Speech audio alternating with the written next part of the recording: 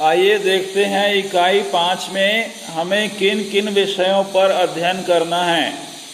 ठीक है, इसका मुख्य शीर्षक रहेगा पर्यावरण एवं प्रकृति।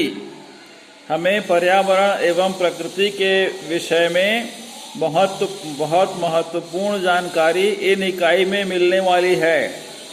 हमें अपने पर्यावरण एवं प्रकृति से प्रेम करना चाहिए, उसके बारे में बहुत सारी जानकारी हमें इस इकाई में मिलेगी। चलिए देखते हैं। पेड़ों, नदियों, हवाओं, बादलों एवं पहाड़ों का मानव से सहज रिश्ता है और यह रिश्ता कायम रखना मानव के अस्तित्व के लिए आवश्यक है। परंतु विकास की दौड़ में हम इतने आत्म केंद्रित हो गए हैं कि अपनी जरूरत की सारी चीजों को सहेज लेने की चाह में पर्यावरण के प्रति पूरी तरह लापरवाह होते जा रहे हैं। आधुनिक समाज का प्रकृति से जुड़ाव कम होता जा रहा है और जिन समाजों में यह अभी भी बरकरार है, जैसे वन प्रांतर में निवासरत आदिवासी समुदाय, वन प्रांतर मतलब वनों के अंदर में रहने वाले आदिवासी समुदाय, वहाँ भी आधुनिक बनाने या बनने की अंधी दौड़ में प्रकृति से दुराव अवश्यंभावी है। मतलब वहाँ भी आधुनिकता अंदर लोगों में आने लगी है और प्रकृति से दुराव मतलब प्रकृति से दूरी अवश्य ही होने लगी है। सभ्यता, समाज और प्रकृति का रिश्ता परस्पर विरोधाभासी दिखाई देता है। ठीक है, सभ्यता, समाज और प्रकृति का रिश्ता परस्पर मतलब एक दूसरे से विरोधाभासी मतलब विरोध के रूप में अब दिखाई देने लगा है। प्रकृति, समृद्ध समाज और विकास जैसी अवधारणाओं पर प्रश्न उठाने और नए सिरे से सोचने की जरूरत है। हमें इस विषय पर नए सिरे से सोचने की जरूरत है। इस इकाई में संकलित रचनाएं आपको पर्यावरण एवं प्रकृति के अवहेलना क्षमा करेंगे प्रकृति के अवलोकन मतलब पर्यावरण और प्रकृति को दिखाने का प्रयास किया जाएगा शब्दों के माध्यम से, अवसर देती है। साथ ही संस्कृति व परिवेश के विविध आयामों पर गर्व करने की प्रेरणा देती है। इस अध्याय में कुछ ऐसे उदाहरण प्रस्तुत किए जाएंगे।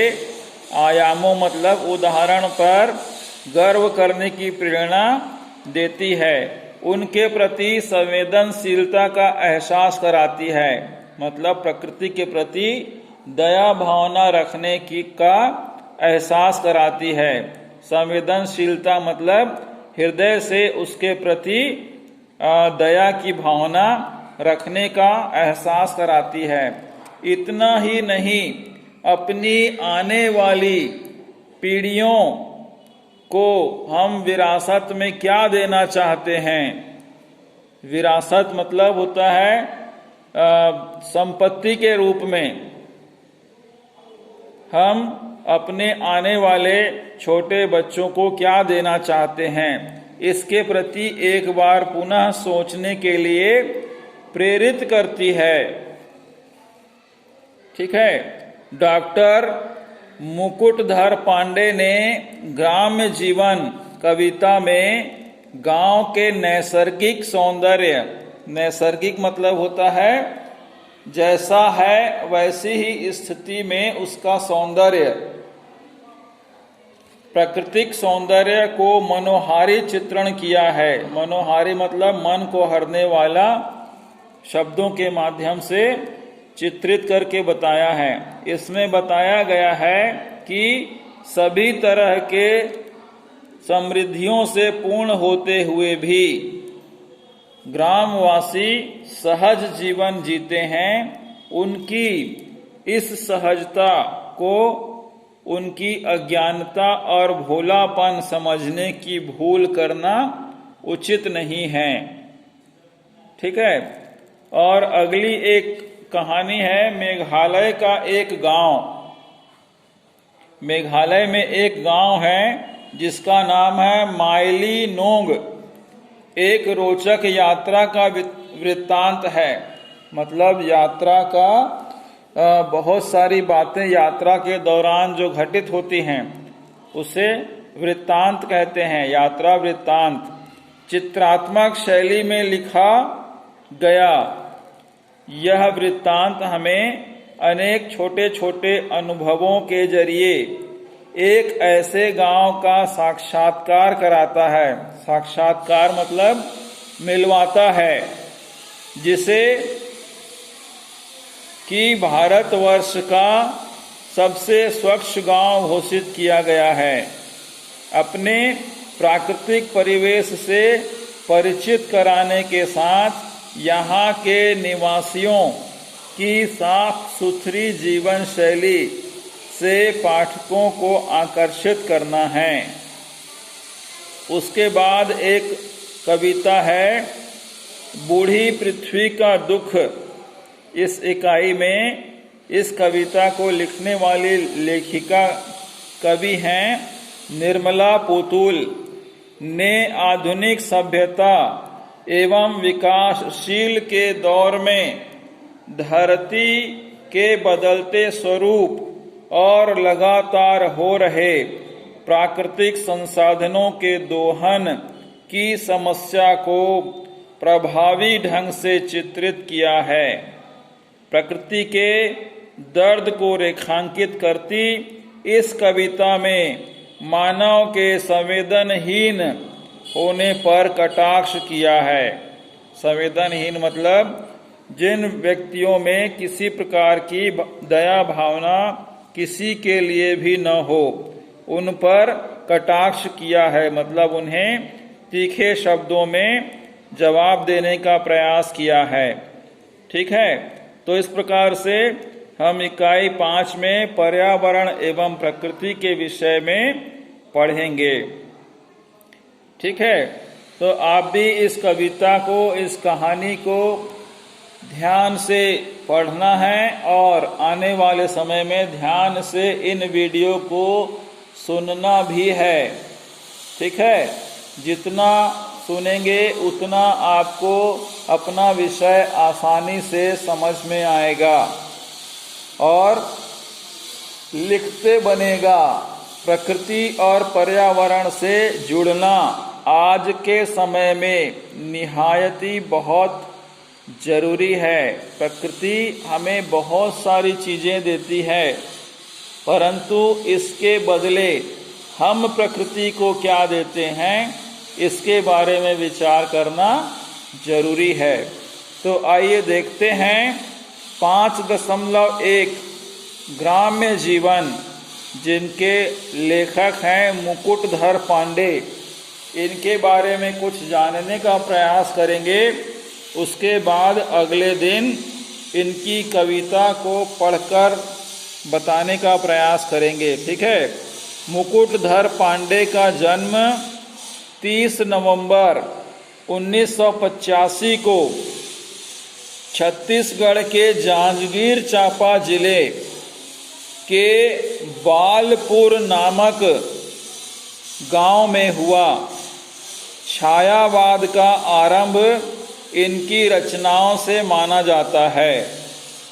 छायावाद मतलब होता है कि कोई भी कविता हमें बिल्कुल दिखाई पड़ती हो। ठीक है। उनकी छाया मतलब उनका प्रतिरूप हमें दिखलाई पड़ता हो। इस प्रकार की रचनाओं को उन्होंने शुरू किया था। उनकी रचना कुररी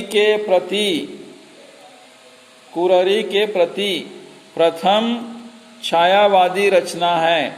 मानद डीलिट एक उपाधि होती है, एक विषय होता है डीलिट का। उन्हें डीलिट में उपाधि प्राप्त श्री पांडे को भारत सरकार द्वारा पद्म श्री से सम्मानित किया गया है। साहित्य के क्षेत्र में एक सम्मानित पुरस्कार होता है जिसे पद्म श्री कहा जाता है। उन्हें सम्मानित किया गया था। उनकी प्रमुख रचनाएं पूजा के फूल, शैलबाला, लक्ष्मा, अनुदित उपन्यास है। परिश्रम एक प्रकार का निबंध है और मेघदूत छत्तीसगढ़ी अनुवाद इनकी प्रमुख रचनाएं हैं। ग्राम्य जीवन कविता में कवि ने गांव के प्राकृतिक सौंदर्य एवं ग्रामवासियों की सहज जीवन शैली का जीवंत चित्रण किया है। जीवंत मतलब जीता जागता चित्रण किया है। शब्दों के माध्यम से हमें बताने का प्रयास किया है। तो कल हम इस विषय में और गहराई से जानकारी लेंगे। आप भी गहराई से इनके शब्दों को, इनके द्वारा बताई गई बातों को अपने अंदर ग्रहण करेंगे, उसे पूरी तरीके से जानने का प्रयास करेंगे तो निश्चित रूप से हिंदी विषय आपको बहुत ज़्यादा प्रिय लगने लगेगा। तो इनके शब्दों को समझना है और इनकी रचनाओं के बारे में जानेंगे। तो कल हम इनके बारे में जानेंगे। आपको इनके शब्दार्थ को फेयर कॉपी में लिखना है और उन शब्दों को याद भी करना है। ठीक है, इनके शब्दार्थों को आपका ये होमवर्क है कि एक बार इस अध्याय को पढ़ेंगे और इनके शब्दार्थों को लिखकर याद करेंगे। ठीक है, आज के लिए इतना ही। आप अपना ध्यान रखें। धन्यवाद।